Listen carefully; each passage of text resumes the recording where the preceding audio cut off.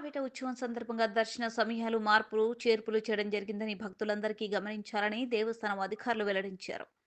అహోబిలం మఠం 46వ పీఠాధిపతి వారి వేమానుసారం శ్రీకార్యం స్వామి మరియు అహోబిలం దేవస్థానం జనరల్ మేనేజర్ మురళీధరన్ ఆదేశాల మేరకు 15 జనవరి నుండి దర్శన సమయాల్లో కొన్ని మార్పులు చేయడం జరిగిందని, ఎగువ అహోబిలంలో భక్తులకు దర్శనం సాయంకాలం 4 గంటల వరకు మాత్రమే అందుబాటులో ఉంటుంది. దిగువ అహోబిలంలో దర్శనం సాయంకాలం 3 గంటలకు వరకు ముగించబడుతుంది.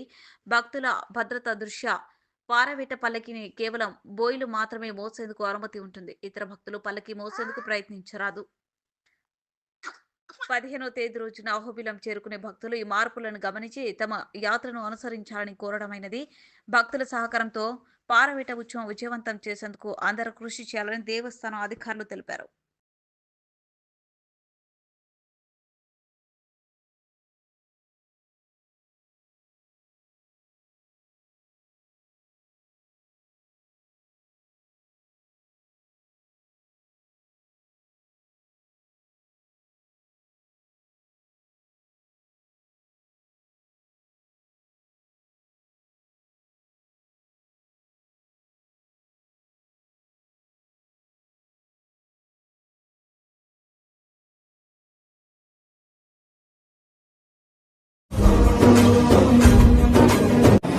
అందరూ నమస్కారం అండి. నేను మీ anchor Ravi. Please subscribe to Nandyal news 9.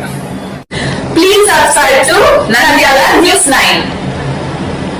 ఆ లేటెస్ట్ అప్డేట్స్ కోసం వెంటనే సబ్స్క్రైబ్ చేయండి. సబ్స్క్రైబ్ చేసేటప్పుడు పక్కనే